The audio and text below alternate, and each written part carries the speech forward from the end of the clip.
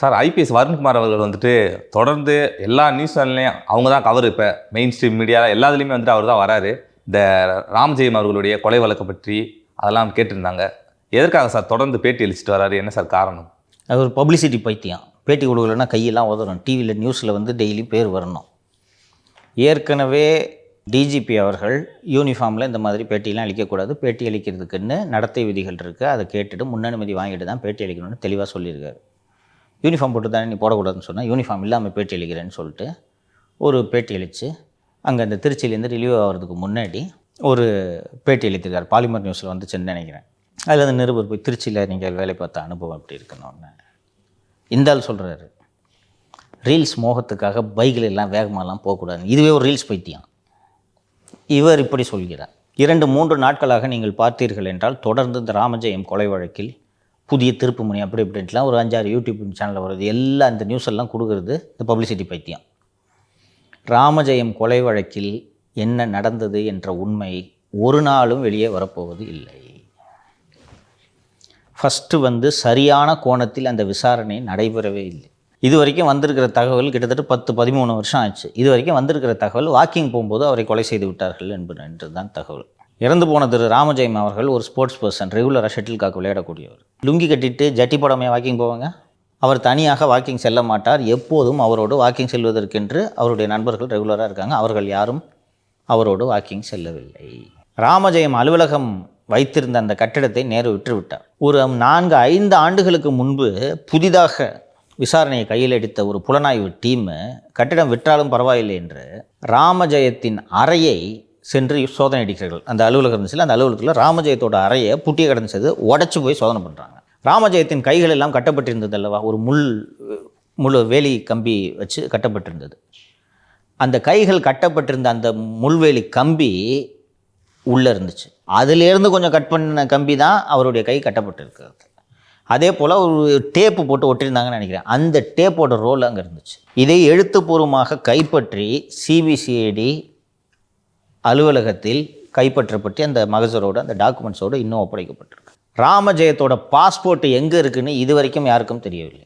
And Ramajayam இறந்த தேதி போஸ்ட்மார்ட்டத்தில் எத்தனை மணிக்கு சுமாராக இருந்திருப்பார்னா இந்த டைமில் இதுக்குள்ளே நடந்திருக்கும். அந்த போஸ்ட்மார்ட்டம் அறிக்கையில் உள்ள நேரத்தின்படி ராமஜெயம் விடியற்காலை 2 மணிக்கு இறந்துருக்கிறார். விடியற்காத்தால 2 மணிக்கு யார் வாக்கிங் போவா? அதுவும் லுங்கி கட்டிட்டு ஒரு ஸ்போர்ட்ஸ் மேனு லுங்கி கட்டிட்டு ஜட்டி படம் வாக்கிங் போங்களேன். அப்போ ஒரு வாக்கிங்கே போகலை. வாக்கிங் போகலன்னா அந்த இடத்துக்கு எப்படி வந்தார், எப்படி செத்தார், இதான் இந்த கோணத்தில் தான் விசாரிக்கணும்.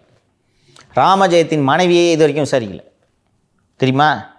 நான் சொன்னேன்ல, உண்மை கடைசி அன்றைக்கே சொன்னேன்ல, உண்மை கடைசி வரைக்கும் வெளியில் வராதுன்னு. இதான் இதில் போய் பாளையங்கோட்டை ஜெயிலில் சுடலையை விசாரித்து இங்கே போய் திருச்சி இங்கே புழல் ஜெயிலில் போய் திருச்சி குணாவை விசாரித்தா உண்மை வந்துடுமா?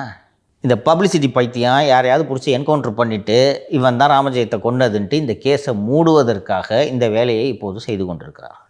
அதில் உண்மை ஒரு நாளும் வெளில வர போகிறதில்லை. ராமஜெயம் வாக்கிங் போகவில்லை என்ற கோணத்தில் விசாரித்தால் மட்டும்தான் உண்மை வெளியே வரும். வாக்கிங் போகாமல் செத்தாருன்னா எப்படி செத்துருப்பார்? விடிய காத்தால் 2 மணிக்கு எப்படி சாவறாரு? 2 மணிக்கு எங்கே இருந்தார்? இந்த கேள்வியெல்லாம் வருது இல்லவா? அப்போ இவ்வளவு நாள் இந்த விஷயங்கள் எல்லாம் விசாரிக்கப்படவே இல்லை என்றால் அவங்க குடும்பத்தினரை விசாரிக்க விரும்பவில்லை, அவ்வளோதானே. சிபிசிஐடி ஐஜி திரு அன்பு அவர்களிடம், சார் அவங்க ராமஜெயத்தோட மனைவி சொல்கிறதுல முன்னுக்கு பின் முரணாக இருக்குது, அவங்கள விசாரிக்கணும்னு சொன்னால் அதெல்லாம் விசாரிக்க வேணாம், விட்டுருங்க, தெரியும் அவங்களுக்கு. ஸோ ஒரு நாளும் இதில் உண்மை வெளியே வர போகிறது இதில் 3 டீமு, சிபிசிஐடி, எஸ்ஐடி, சிபிஐ, திருப்பி எஸ்ஐடி. ஸோ அத்தனை டீமு போட்டும் கண்டுபிடிக்க முடியாததை இப்போ இந்த வரும்னு போயிட்டு கண்டுபிடிச்சிடுவாரா? நான் சொன்னது போல் இந்த ராமஜெயம் வழக்கில் உண்மை ஒரு நாளும் வெளியே வரப்போவதில்லை. அது புதைக்கப்பட்டு விட்டது. ஓகேவா? விசாரிக்கிறதுக்கு யாருக்கும் இன்ட்ரெஸ்ட் இல்லை. சிபிசிஐடி ஐஜி அன்பு திமுக தானே அவர் ஒரு நாள் இதை விசாரிக்க மாட்டார். நேரு மீறியெல்லாம் விசாரிக்க மாட்டாங்க. அதனால் வராது. வரும்னு சும்மா பேப்பர்லேயும் டிவிலையும் பேர் வரணுன்றதுக்காக உருட்டிகிட்டு இருக்காரு. அதில் எதுவும் நடக்க போகிறது இல்லை. சார், டிஜிபி நியமனம் தொடர்பாக மதுரையில் ஒரு வழக்கு வந்துச்சு. அதில் வந்து அரசு தரப்பில் என்ன சொல்லியிருந்தாங்கன்னா, இதை மாதிரி நாங்கள் யூபிஎஸ்சிக்கு இந்த புதிதாக நியமிக்கப்பட வேண்டிய டிஜிபிக்களோடைய லிஸ்ட்டை அனுப்புறதுக்கான வேலைகள் பார்த்துட்ருக்கோம் அப்படின்னு ஒரு உறுதிமொழி கொடுத்துருந்தாங்க. அனுப்பிச்சிட்டாங்களாங்க சார்? இது வரைக்கும் அனுப்பலை, அனுப்ப போவதும் இல்லை. நான் ஏற்கனவே சொன்னது தான்.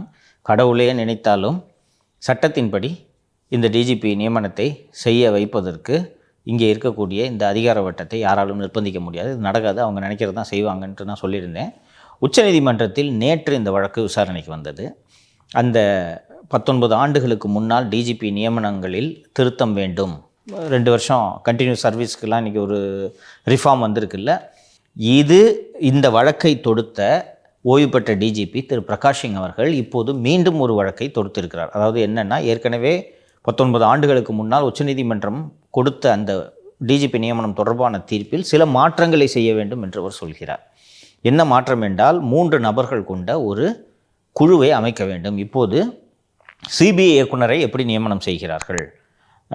உச்சநீதிமன்ற நீதிபதி ஒருவர், பிரதமர் மற்றும் எதிர்க்கட்சி தலைவர் 3 பேர் கொண்ட குழு தகுதியான நபரை தேர்ந்தெடுத்து சிபிஐ இயக்குனராக நியமிக்கிறார்கள்.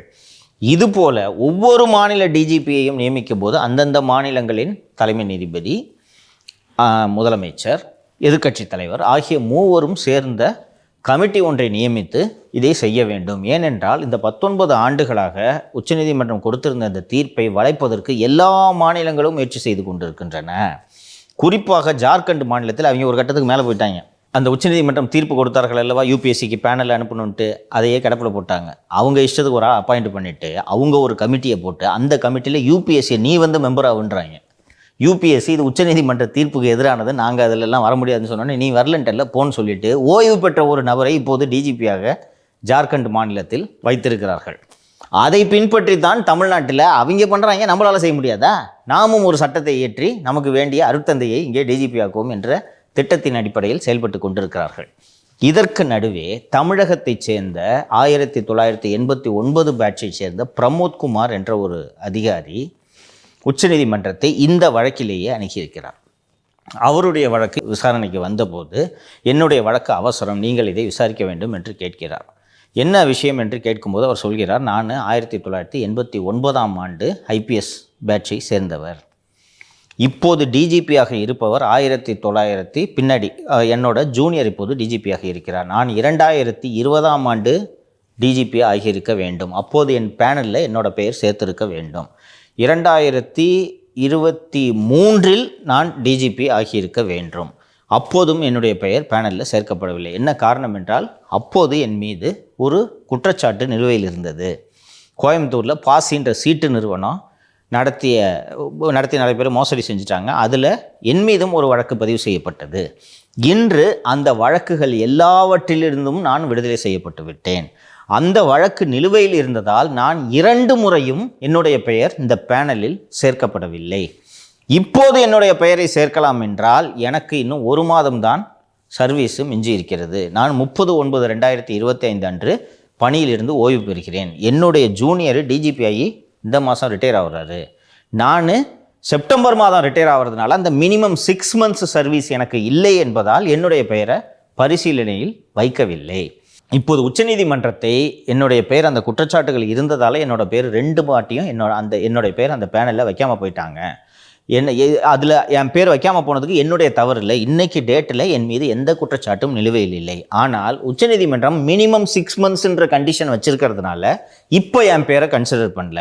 அதனால் இந்த ஒரு முறை மட்டும் என்னுடைய பெயரை இந்த 6 மாதம் கட்டாயம் இருக்க வேண்டும்ன்ற இந்த விதியிலிருந்து விலக்களித்து என் பேரை சேர்க்கறதுக்கு உச்சநீதிமன்றம் உத்தரவிட வேண்டும் என்று அவர் உச்சநீதிமன்றத்தை அணுகியிருக்கிறார். அதற்கு உச்சநீதிமன்ற நீதிபதிகள் உங்கள் வழக்கை உங்களை பேரை பட்டியலில் சேர்க்கணுமா இல்லையான்றதை தமிழ்நாடு அரசு தரப்பை கேட்டுவிட்டு நாங்கள் அதன் மீது உத்தரவு பிறப்பிக்கிறோம். வரும் வெள்ளிக்கிழமை இந்த வழக்கு விசாரணைக்கு வர வேண்டும் என்று சொல்லியிருக்கிறாங்க. வர வெள்ளிக்கிழமை மீண்டும் இந்த வழக்கு விசாரணைக்கு வருது. எங்க சார் வரும்? எந்த உச்சநீதிமன்றம் தலைமை நீதிபதி முன்பு இது விசாரணைக்கு வரும். அப்போது யார் யார் பேரை கன்சிடர் பண்ணியிருக்கீங்கன்ற கேள்வியை உச்சநீதிமன்றம் எழுப்பும்.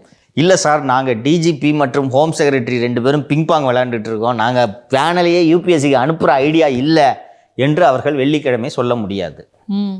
வெள்ளிக்கிழமை இந்த வரும்போது, ஏன்பா 31/8 ரிட்டையர் ஆகுறாரு, நீங்கள் என்ன இன்னும் அனுப்பாமல் இருக்கீங்கன்னு கேள்வி எழுப்புவாங்கல்ல. அங்கேயும் போய் திரு வில்சன் தான் ஆஜராவார்னு நினைக்கிறேன். இதுக்கெல்லாம் பெரிய வக்கீல் வச்சுருவாங்க. ரோஹத்கி சித்தார்த் லுத்ரா வைக்கிறாங்கன்னு நினைக்கிறேன். அப்போ அவங்க என்ன சொல்லுவாங்கன்னா, யூபிஎஸ்சிக்கு அனுப்ப வேண்டிய நடைமுறைகளை நாங்கள் மேற்கொண்டு வருகிறோம். எப்பப்பா பண்ணுவேன்னா அங்கே கேட்டுருவாங்க. நாங்கள் 3 மாதம் முன்னாடி அனுப்பணும்னு சொல்லியிருக்கோம், எங்ககிட்டே வந்து உருட்டுறியா நீ? இது போல் நாங்கள் பிறப்பித்த தீர்ப்பை எந்த மாநிலங்களும் பின்பற்றவில்லைன்றதுனால தான் மீண்டும் மீண்டும் இந்த வழக்கு எங்ககிட்ட வந்துட்டு இருக்கு. நீ எங்ககிட்டே வந்துட்டு நாங்கள் இன்னும் அனுப்பிட்டு இருக்கோன்ட்டு சொல்கிறியான்ட்டு வெள்ளிக்கிழமை இதற்கு ஒரு முடிவு வரும் என்று எதிர்பார்க்கலாம். ஏன்னா இந்த வழக்கை பிரமோத்குமார் பிரமோத்குமார் என் பேரை சேர்க்கணுன்றது தான் போயிருக்காரு. நாங்கள் யார் பேரையுமே சேர்க்கலைங்க இன்னொன்று அங்கே போய் பதில் சொல்ல முடியாது. வெள்ளிக்கிழமை என்ன நடக்கிறது என்று பார்ப்போம்.